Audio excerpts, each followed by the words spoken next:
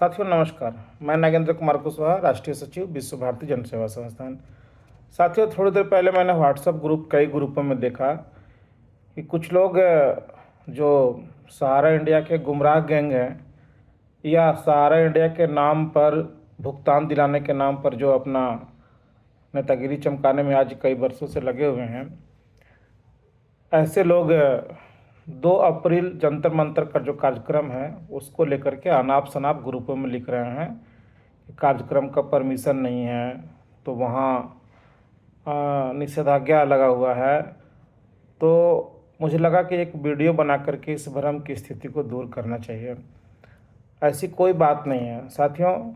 Permission के लिए हमारे राष्ट्रीय उपाध्यक्ष भाई नौशाद अली जी दिल्ली जंतर मंतर पर 22/3/25 को ही अप्लाई कर चुके हैं और वहाँ से एक फ़ोन भी मुझे कन्फर्मेशन फ़ोन आया था क्राइम ब्रांच की ओर से कि कार्यक्रम आप लोग कर रहे हैं, अच्छी बात है, कार्यक्रम करें।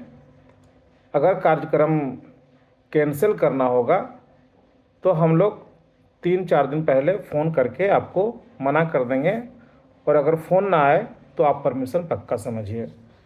साथियों, आज जो है आपका 30 तारीख हो गया, कल 31 तारीख है, अभी तक उनके तरफ से कोई ऐसा फ़ोन नहीं आया है।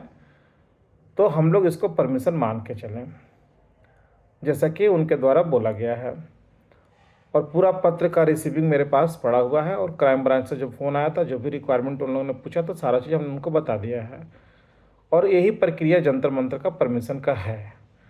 तो इसीलिए गुमराह मत होइए और लोगों को गुमराह, आप सबसे से भी अपील है कि गुमराह मत कीजिए, क्योंकि ये जो कार्यक्रम हो रहा है ये कार्यक्रम किसी को सांसद, विधायक, मुखिया, पंचायत का क्या बोलते हैं वो सचिव बनाने के लिए नहीं किया जा रहा है।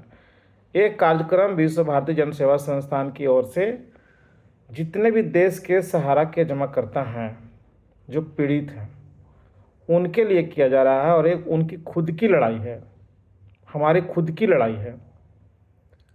इसलिए इस तरह का अफवाह न फैलाएं और लोग इस कार्यक्रम में आवें। साथियों, मैं इस बात से इनकार नहीं कर सकता कि इस कार्यक्रम का जितना प्रचार प्रसार व्यापक रूप से होना चाहिए था उसमें कमी आई है। चूँकि मेरे साथ हादसा हो गया था, मेरी माताजी का निधन 7 मार्च को हो गया था और उसके पहले जंतर मंतर का डेट फाइनल हो चुका था। माननीय सांसद महोदय जी का फ़ोन भी आया था, कुशवाहा जी अगर क्या करना चाहते हैं, कार्यक्रम कैंसिल कीजिएगा या कार्यक्रम कीजिएगा। चूँकि उस समय जैसे ही घोषणा हुई तो बहुत सारे साथी रेलवे का टिकट ले चुके थे, तो हमने कहा कि नहीं, कार्यक्रम हम कैंसिल नहीं करेंगे, कार्यक्रम करेंगे। चूँकि ये सबकी अपनी लड़ाई है, लोग स्वयं आएंगे और लोग टिकट ले लिए हैं तो उनका टिकट का हम नुकसान नहीं करेंगे। तो एक कार्यक्रम होगा और ज़रूर होगा। इस कार्यक्रम में आने के लिए माननीय सांसद श्री सुदामा प्रसाद जी एक बार नहीं कई बार फ़ोन किए हैं, कुछ क्वेश्चन भी हम लोगों से मंगवाए हैं जो सदन में 2 तारीख को उठाना भी है। शून्यकाल में उनके द्वारा संसद में शून्यकाल में जो सवाल चाहिए था वो हम लोग बना के भेज चुके हैं, वो वहाँ उठेगा भी। दूसरा है कि वो आएंगे भी और उनके साथ माननीय सांसद श्री राजा राम कुशवाहा जी भी आएंगे और भी कई सांसदों से बातचीत चल रही है कि सारे लोग जंतर मंतर पर आवें। हमारे देश के चर्चित सांसद जब हमारी लड़ाई में आ रहे हैं और अगर हम वहाँ नहीं मौजूद होंगे तो समझिए कि ये लड़ाई कहाँ जाएगा। तो आपका आना बहुत ज़रूरी है हमारे अपने नेताओं का मनोबल बढ़ाने के लिए और इस सरकार को जगाने के लिए।